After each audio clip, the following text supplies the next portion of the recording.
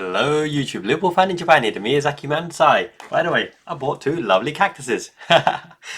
Anyway, yep, I got actually roll screen blinds installed today. The father-in-law helped me do that. But today's video is around Michael Edwards being back, Julian Ward coming back. Obviously, we've got the new head as well, Richard Hughes coming in. We've got a new technical director as well. Why is the band back together now that Jurgen Klopp is leaving? Let's get into it.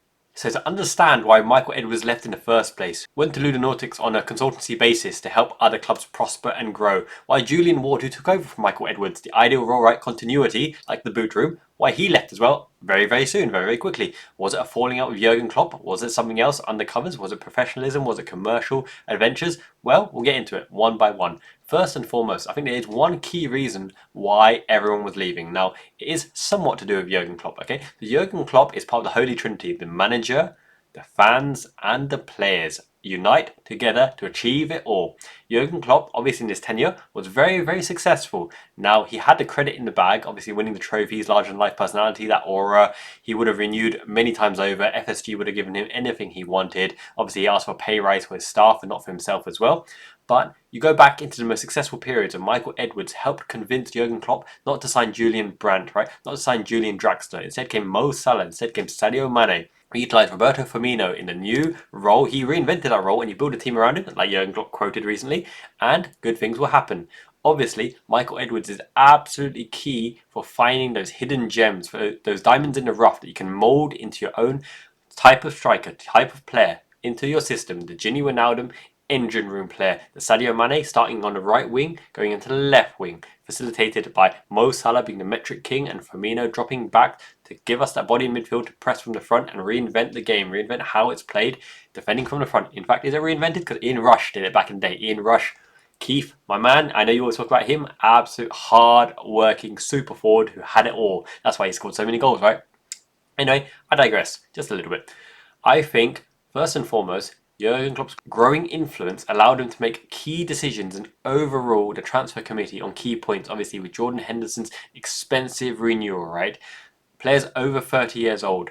Jurgen Klopp really wanted to keep them in and around for that personality, for that leadership, to keep that room aura and momentum going, the backroom influence as opposed to on the pitch, because you could see that Jordan Henderson's influence was waning. He's an athletic type player who has to harry, harass, and absolutely mess up the opposition. He's a destroyer and a pressure player. He's a safe player with the ball, not particularly progressive, but he does have a decent cross in him, but doesn't get too adventurous, and he's got to be professional and laid back to hold back when Trent bombs forward as well. So he was very important as part of the title-winning team. Obviously in that Barcelona performance, his knee was seizing up in halftime as well, so he was actually on an exercise bike during the whole of halftime to keep himself going because he gave his heart, body, blood and soul for Liverpool FC. Obviously, post-Liverpool, slightly different story, but let's not get into that for now.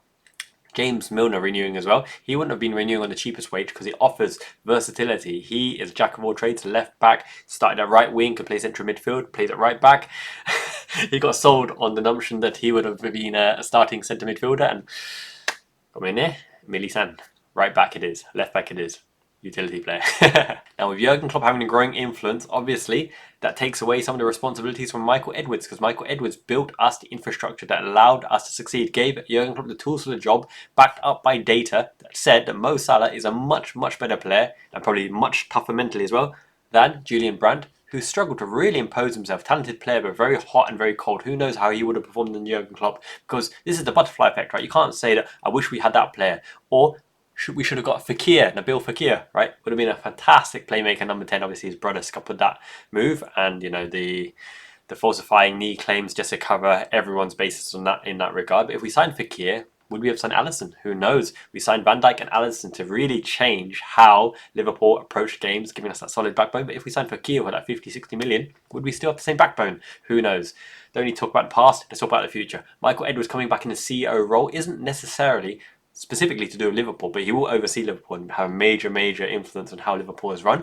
But with Richard Hughes coming in, taking up Michael Edwards' former role, I believe Julian Ward, having taken that role, soon discovered that all the fun parts of that role had been removed, because Jurgen Klopp wanted the final say in transfers, probably the targets that we go after. He probably told the chief head of staff in terms of scouting department what kind of player he wants, what area he wants. Maybe it's a shift from the traditional finding the gems, polishing them up, having that next Liverpool 2.0 in the build, in the making, as opposed to signing a Darwin Núñez straight away, because he's expected to really come up trumps in the big moments, even though he's not quite as established as Erling Haaland. He was expected with a big money fee with his raw attributes to cause havoc, and he did for a while. But form is sporadic, goes up and down. Momentum is very, very hard to carry through, and it's on the back of Jurgen Klopp that the season ended the way it does. Because when you have so much responsibility down into the coach, right, the manager of a football club, for transfers, for scouting, for contract renewals, for the style of play, and he did delegate some stuff to Pep Lijnders, the assistant manager on the training ground. But you have a single point of failure. What we have now with Jurgen Klopp leaving is all the fun elements of the job rolled back into a diverse team with a broad range of experience, accountability at all levels, right? So Michael Edwards overseeing the whole thing, brought in Richard Hughes with his contact book, especially in the Italian market. Watch out for the Italian market, because Serie A is a love-in with Richard Hughes as well. Julian Ward coming back, because we know of the success of Julian Ward. That transfer for McAllister was finalised by Julian Ward before big George Schmadtke came in, big cigar, and rolling up his sleeves and that. All right, 3 more midfielders, mate. Szoboszlai, Domi Schlobbers, in you go with Tadio Endo. Who needs Lavia and Caicedo? And Gravenberch, a gift to the next manager, because Gravenberch and Endo didn't have a full pre-season. Keep that in mind.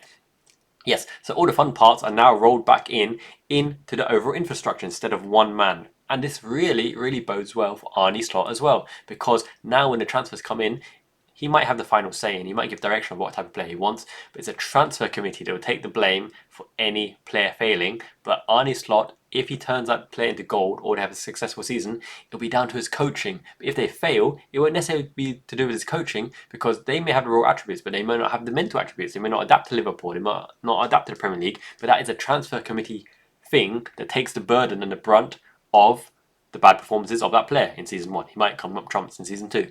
However, now that we have the infrastructure in place, whether it's scouting, contract renewals, just giving you confirmation that your decision is right, having someone intelligent to talk to, having someone that takes accountability of those different departments and different areas, allows Arne Slot to focus on what he does best, coaching the team. But don't for any second think that his role is diminished, as I heard on TalkSport. That guy who's the chief editor or whatever his name is, something Crook, Alex Crook, my goodness. La La Land. I don't know. I digress. Not really. It's truth. I think now that the infrastructure is in place, you really give Arne Slot the backbone to do his job to the best of his abilities, because there's no real excuse now. Jurgen Klopp has given the best handover in history, absolute quality in every tier of the footballing levels. Jadon Dan's coming in as a prominent striker, coming in as well. You have Bobby Clark, you have Kumas, you have McConnell, you have Bajcetic, you have Harvey Elliott, Fabio Carvalho coming back, Jerome Kwanzaa, what a player as well. Queeve Kelleher showed his magnitude as well. You have so much quality in and around the squad, and not just the first 11. Obviously, we still have world-class players.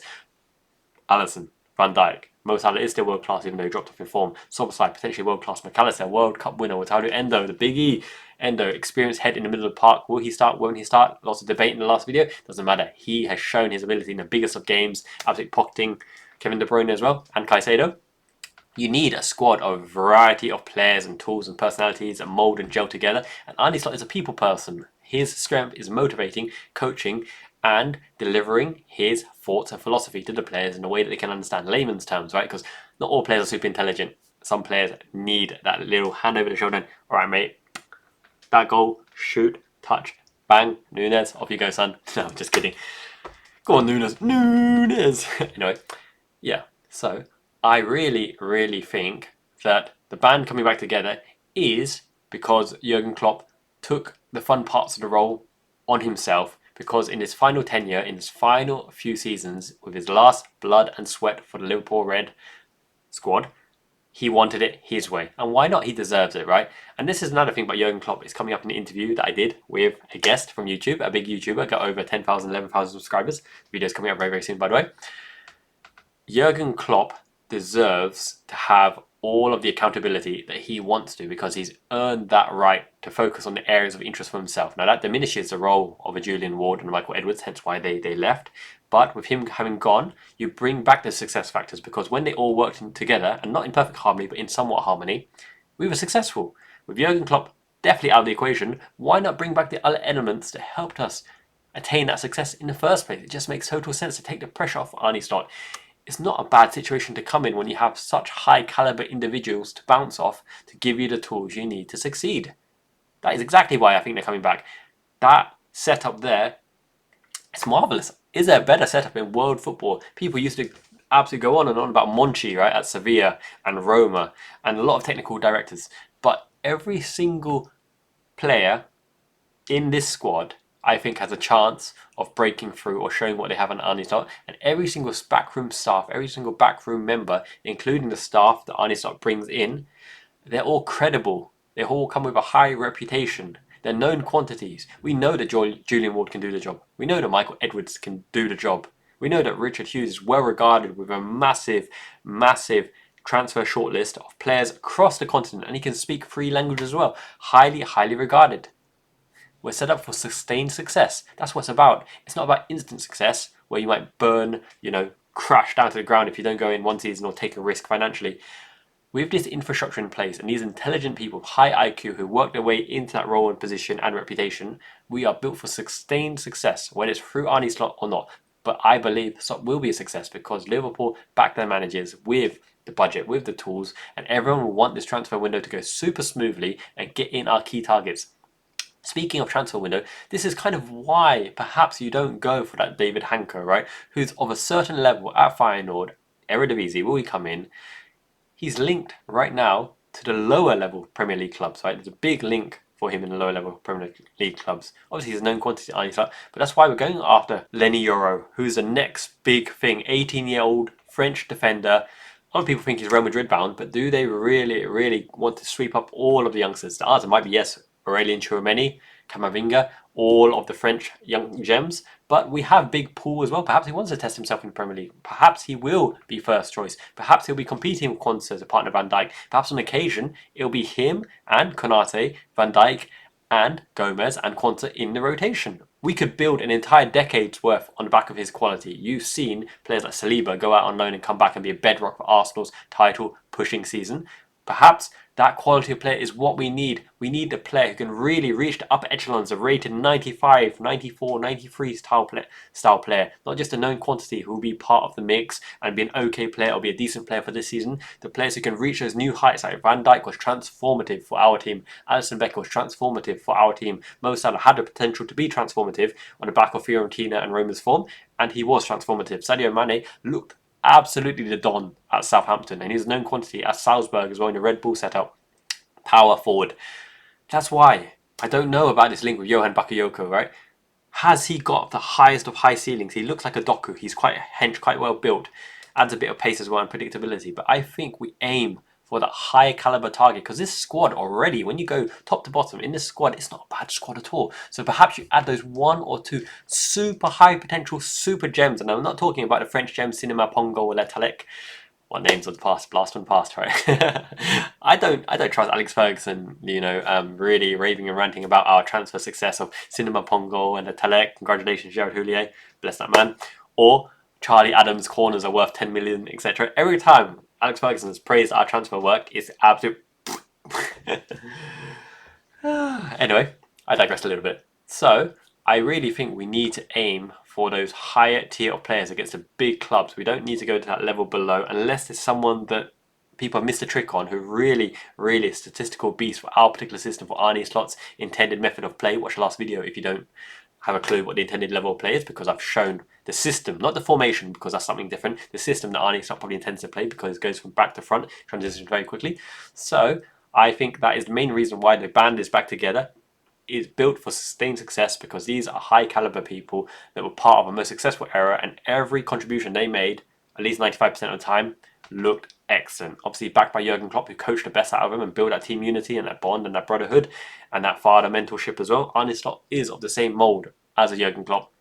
So I think the infrastructure is designed to give the coach, regardless of who it was, it's not Mourinho, it is an Arne Slot who will work in the system, the best chances to succeed. And in the absence of Jurgen Klopp, all the fun parts are back into those respective roles. So they have the accountability and the responsibility. You don't want to join a job, right, and then have to do all the menial, manual, boring, repetitive labour stuff, right? Oh, Klopp, you sign off on the transfer and you tell the scouts where to go and you divvy out our budget, and me, you choose the player, and I'll go and negotiate the contract and save us, you know, £2 grand a week or £5 a week, or incentivize a contract or whatever. That's the boring parts of the job, right? I want to be like, look, this player, you sign this player, and wham, he'll go straight into the Mazzala number 10 position, allow Gakpo and Nunez to transition and overlap over the top, and he could become this, or you could mold him into the next fantastic left wing back that transitions into attacking midfield or anything like that, right? Put those exciting elements on the table, present it to Arne Slot, and Arne Slot will be like, yes. Hope you guys enjoyed the video. Smash that like button, it really helps the video get seen. Beat all algorithms. I think this channel will be growing very, very quickly. The most exciting asset is coming for me on the 31st of May. The production values, the lights, the cameras, the angles, everything will change after the 31st because I have that key piece. Trust me. Even a catchy theme tune, maybe. Until next time, Miyazaki Man Ichiban, a channel of substance and abundance. Subscribe if you haven't already. Done it.